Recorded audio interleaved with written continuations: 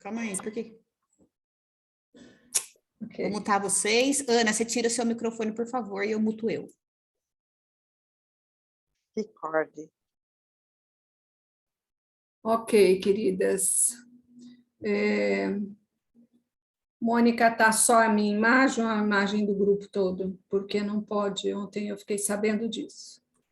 Bom, você que sabe, eu posso pôr só você para É gravar? Tá bom, Na gravação, só eu. Não sei como é que você faz isso aí. vou fazer aqui, pode deixar. Que eu soube que não pode.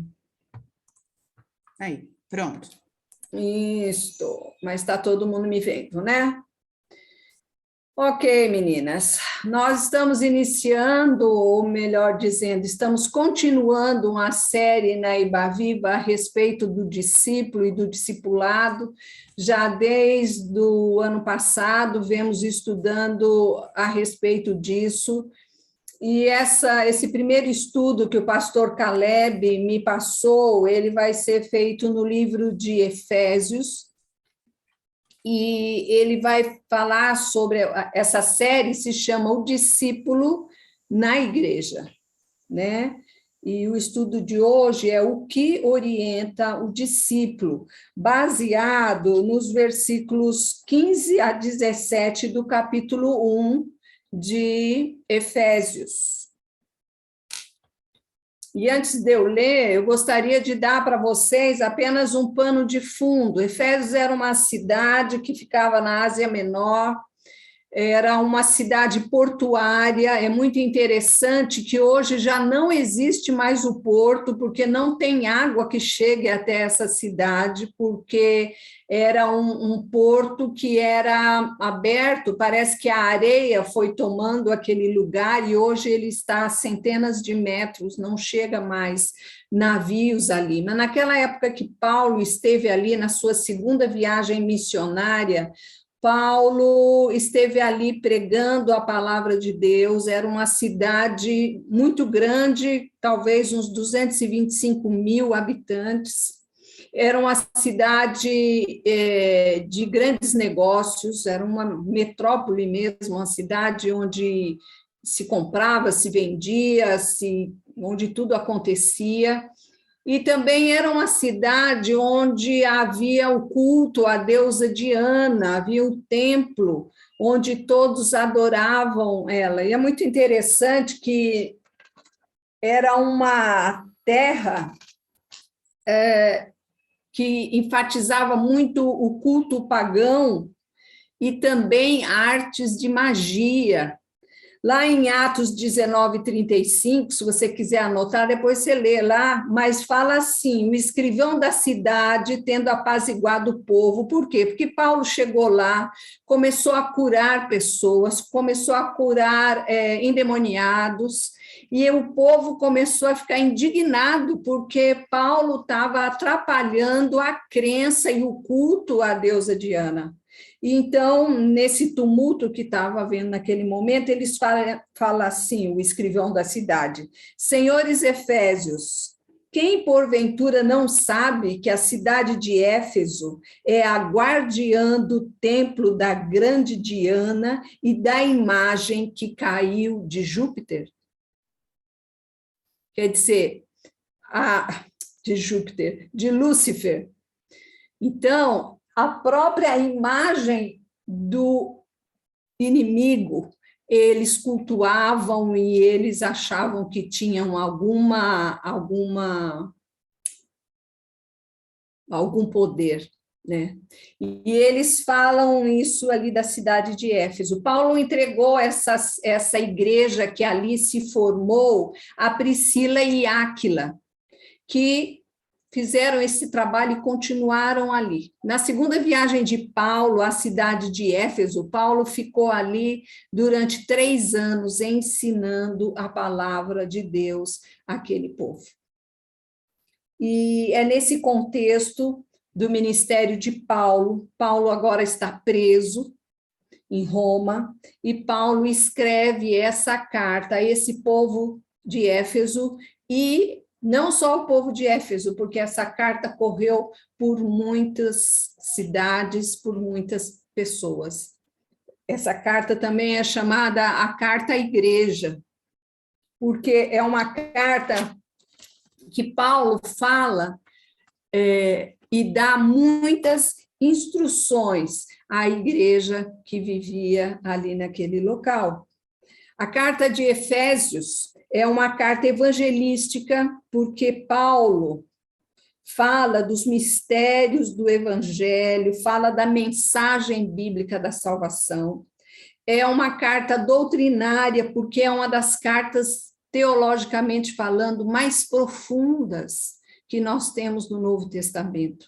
A carta de Efésios é uma carta muito parecida com a carta de Colossenses, porque foi na mesma época de prisão que Paulo escreveu à igreja de Colossos. Então, há muitos textos muito parecidos ali na carta de Colossenses. Efésios é uma carta doutrinária, mas é também uma carta prática.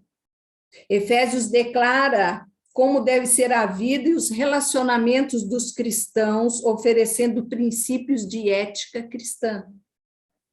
Efésios também é uma carta estratégica. Por quê? Porque ela instrui o cristão sobre a batalha espiritual, a luta diária do cristão contra as forças espirituais do mal. Então, Paulo, nessa carta, ele deixa ensinos que até hoje servem para nós e para a igreja dos nossos dias. Há quem considere a carta de Efésios a coroa e o clímax da teologia paulina. Um grande teólogo chamado John Stott, ele diz que Efésios é um resumo bem elaborado das boas novas do cristianismo e de suas implicações. William Barclay, que também foi um grande teólogo, ele diz que a carta de Efésios é a rainha das epístolas. Interessante, né? Nós sabemos todas estas coisas. E Paulo, ele começa falando, no versículo 3, ele começa falando: bendito Deus e Pai de nosso Senhor Jesus Cristo, que nos tem abençoado com toda sorte de bênçãos espirituais nas regiões celestiais em Cristo. Eu tenho uma apostila aqui em casa do estudo de Efésios, e o nome dessa apostila é O Povo Mais Abençoado da Terra. Porque quando ele começa o livro escrevendo aqui, bendito nosso Deus, que nos tem abençoado com toda sorte de bênçãos espirituais. Ele começa louvando esse Deus que tem nos abençoado. Deus tem bênçãos para nós, todos os tipos de bênçãos. Deus tem bênçãos espirituais, Deus tem bênçãos familiares, Deus tem bênçãos de libertação, de renovação, de refrigério. Deus tem bênçãos, Deus tem todos os tipos de bênçãos espirituais. E é através da sua palavra que nós podemos adquirir e receber e deixar que venha sobre as nossas vidas todos esses tipos de bênçãos que ele promete na sua palavra. O ponto central da carta é que em Cristo, isto é, em nossa união com ele, somos abençoados com todo tipo de bênçãos espirituais. O segredo da bênção é a união com Cristo. Nas cartas de Paulo, ele repete 169 vezes o termo em Cristo. Quando nós estamos em Cristo, nós somos abençoados. Quando nós andamos com Cristo, estamos nele, nós somos o povo mais abençoado da terra. Estar em Cristo significa completa mudança espiritual e acesso a todas as riquezas espirituais. Aquele que está em Cristo é a pessoa mais abençoada da terra. E eu estou falando aqui para o povo de Deus. todas que estão me ouvindo aqui são povo de Deus. Sei que a Ciomara é serva do Senhor também. Sei que cada uma que está me ouvindo aqui é serva do Senhor. E nós precisamos tomar essa verdade para as nossas vidas. Nós somos o povo mais abençoado da terra, porque estamos em Cristo. E isso é tudo que nós precisamos. Isso é tudo que nós precisamos. Eu acho muito interessante quando nós lemos a história de Zaqueu. Zaqueu era um publicano, era um homem que mexia com os impostos, cobrava indevidamente, servia ao governo de Roma. Era um homem baixinho, mas era um homem que ouviu falar dos milagres que Jesus estava fazendo. E quando ele ouve que Jesus vai passar, ele corre e sobe numa árvore. Zaqueu não teve vergonha, apesar do cargo que ele tinha, de subir numa árvore para ver quem era Jesus. E é interessante que Jesus passa por ali, chama ele pelo nome e fala: Zaqueu, desce aí, porque eu vou para sua casa e eu vou comer na sua casa. E depois daquela ceia ali na casa de Zaqueu, Zaqueu resolve pagar, devolver dinheiro para todos aqueles que ele tinha defraudado. E a palavra de Deus fala que ele devolveu 3 vezes mais, 2 vezes mais, sei lá, ele devolveu muito. Sabe por quê? Porque o encontro com Jesus fez Zaqueu perceber que dinheiro, que riqueza não tinha valor nenhum diante da riqueza de ter Jesus na sua casa. Zaqueu descobriu ali, naquele encontro, que a maior riqueza que ele tinha era a presença de Jesus ceando com ele. O resto perdeu valor. Aquilo pelo qual ele tinha corrido atrás o tempo todo perdeu valor. Por quê? Porque agora Zaqueu estava em Cristo.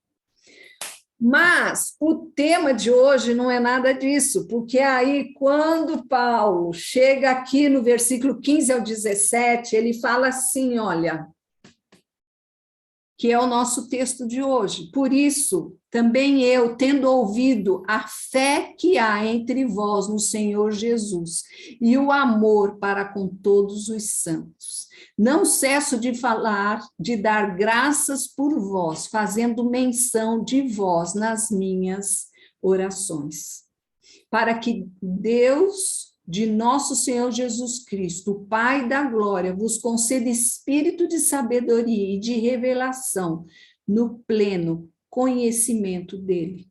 Iluminados os olhos do vosso coração, para saberdes qual é a esperança do seu chamamento, qual a riqueza da glória da sua herança nos santos, e qual a suprema grandeza do seu poder para com os que cremos, segundo a eficácia da força do seu poder. Eu vou parar por aqui, porque o estudo de hoje é só até o versículo 17.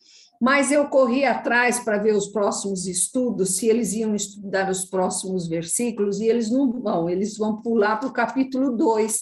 Então, eu quero falar mais coisas que falam aqui.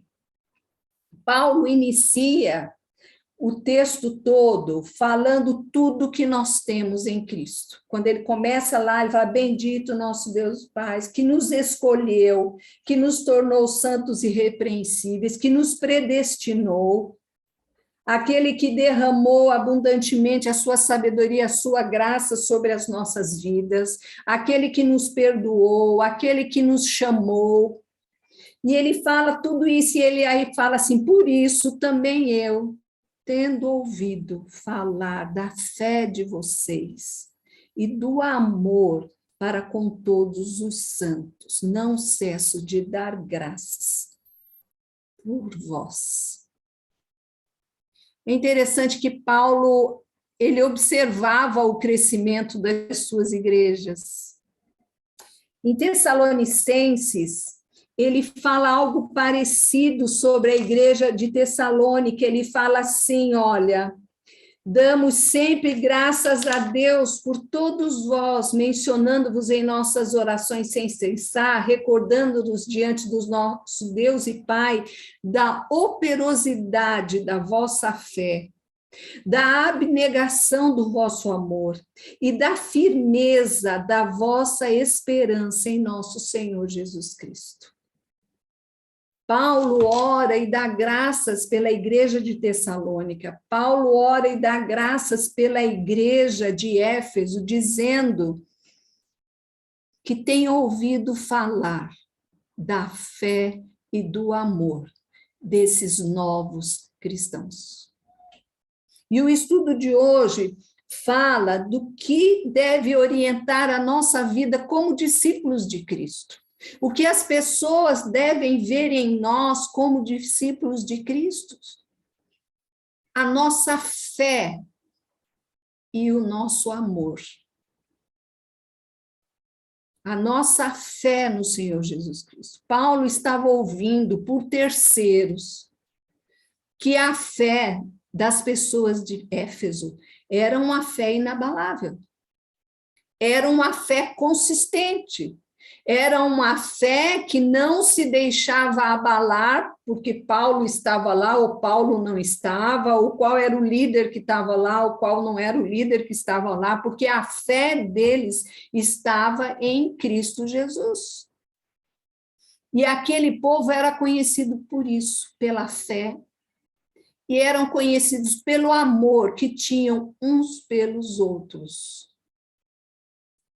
É interessante que quando nós lemos em Atos, capítulo 2, os últimos versículos do livro de Atos, quando se fala da igreja primitiva, que eles oravam juntos, eles faziam as refeições juntos, eles repartiam de casa em casa as refeições. E aí, no finalzinho, fala que eles eram vistos por todos. Eles achavam, eu vou ler aqui para que sejam as palavras que estão aqui, para que vocês guardem isso. E perseveravam na doutrina dos apóstolos, na comunhão, no partir do pão e nas orações. Em cada alma havia temor e muitos prodígios e sinais eram feitos por intermédio dos apóstolos. Todos os que creram estavam juntos e tinham tudo em comum. Vendiam as suas propriedades e bens, distribuindo o produto entre todos, à medida que alguém tinha necessidade. Diariamente perseveravam unânimes no templo, partiam pão de casa em casa e tomavam suas refeições com alegria e singeleza de coração, louvando a Deus e contando com a simpatia de todo o povo. Enquanto isso, acrescentava-lhes o Senhor, dia a dia, os que iam sendo salvos. Será que temos vivido uma vida de fé que chame a atenção das pessoas ao nosso redor? Será que a nossa convicção de que o nosso Deus é poderoso para trazer soluções nunca imaginadas? Será que a nossa convicção no Deus que morreu naquela cruz por nós para pagar os nossos pecados, será que a nossa convicção no Deus que conhecemos e na sua palavra tem tocado a vida das pessoas que estão ao nosso redor? Porque quando nós cremos e deixamos que a nossa mente seja transformada pela renovação que existe quando andamos com Cristo, essa transformação de mente, ela atinge aqueles que estão ao nosso redor.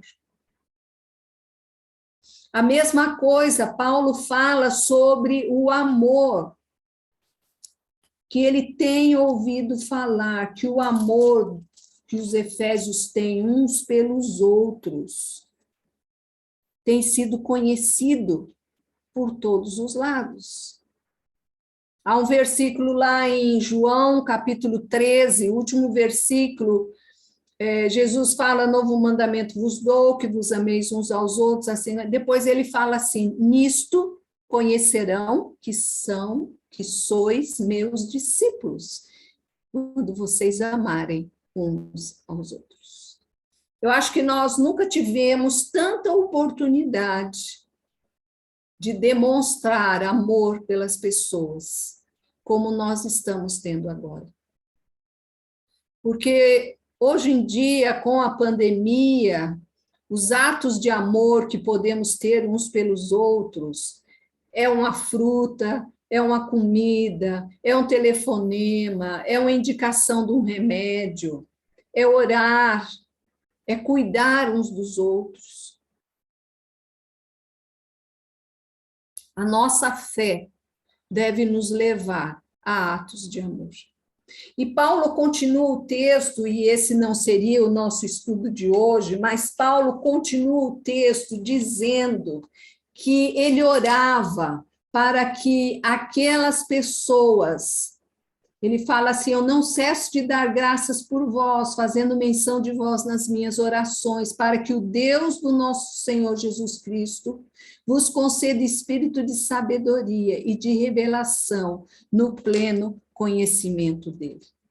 Paulo orava para que aqueles crentes da igreja de Éfeso aumentassem o conhecimento que eles tinham do próprio Deus.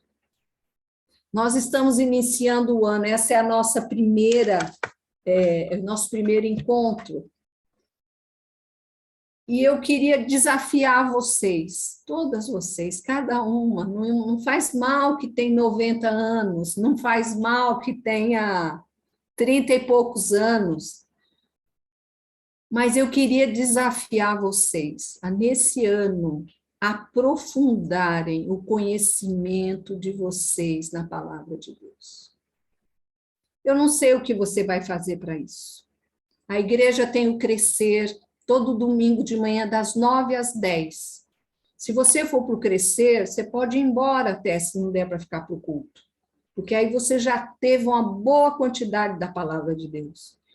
Mas se você quer ter comunhão com o povo, você fica para o culto depois. Mas nós temos o Crescer. Terça-feira à noite nós temos estudos das mulheres, estamos estudando sobre mutualidades, toda terça-feira à noite, às 8 horas da noite, pelo Zoom. Se alguém que está aqui, que não conhece a nossa igreja, quiser o link, nós podemos mandar o link para você participar. Mas, gente, nós precisamos crescer, nos aprofundar, porque os dias são maus. A única coisa que nos consola, que nos renova, que nos faz ter esperança, é o conhecimento de Deus. E aí ele fala aqui,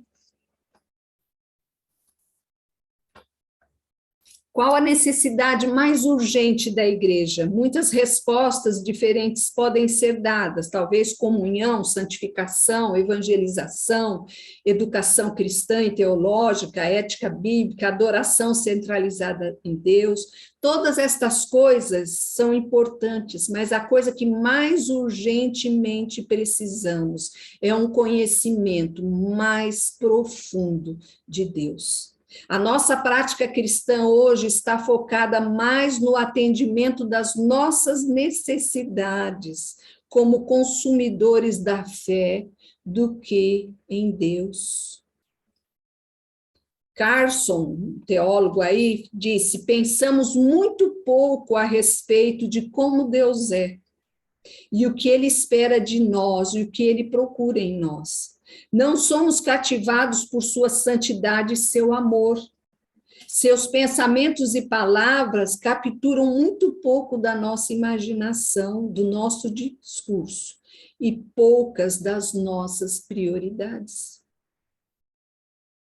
O texto de Efésios registra a oração de Paulo por aqueles crentes. O assunto da sua oração era o crescimento espiritual dos crentes por meio do verdadeiro conhecimento espiritual.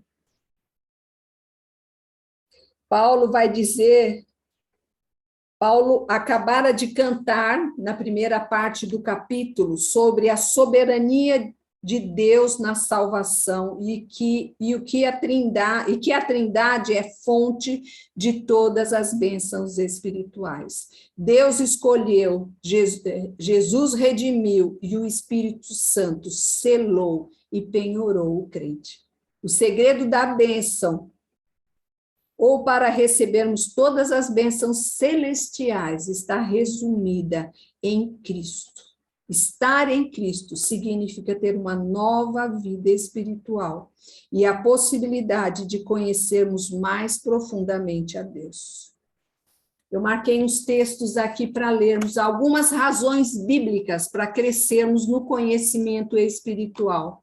Nós fomos feitos ou existimos para conhecer a Deus. A vida eterna é conhecer a Deus e gloriar-se nisso. João 17:3 fala assim, Jesus falando na oração sacerdotal: a vida eterna é esta, que te conheçam a ti, o único Deus verdadeiro, e a Jesus Cristo, a quem enviaste.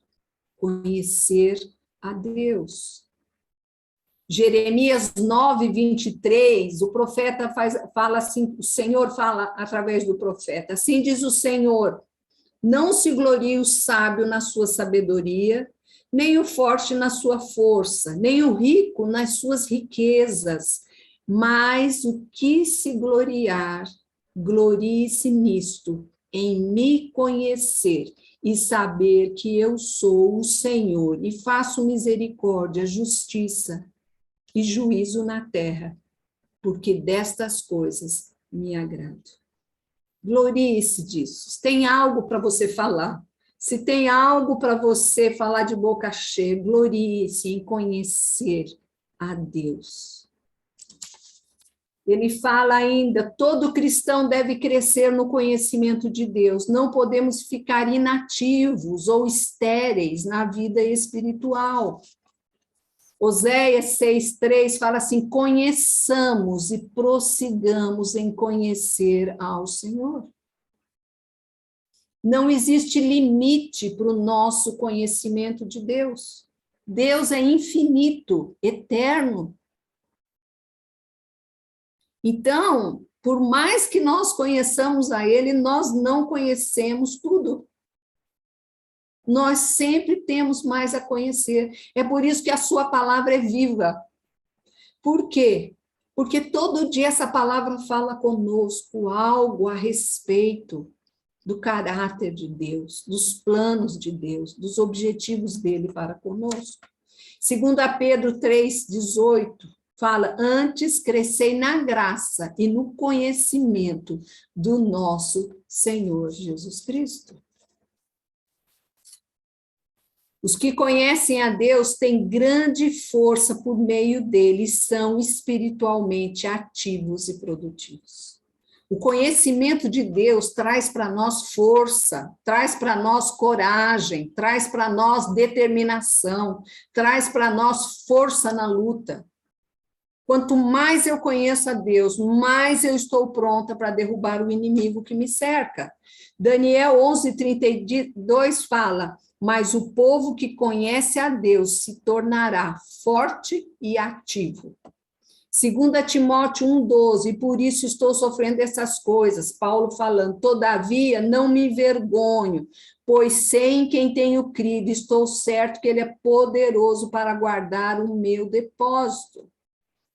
Paulo estava aqui falando para um pupilo dele, para um discípulo dele, que era Timóteo.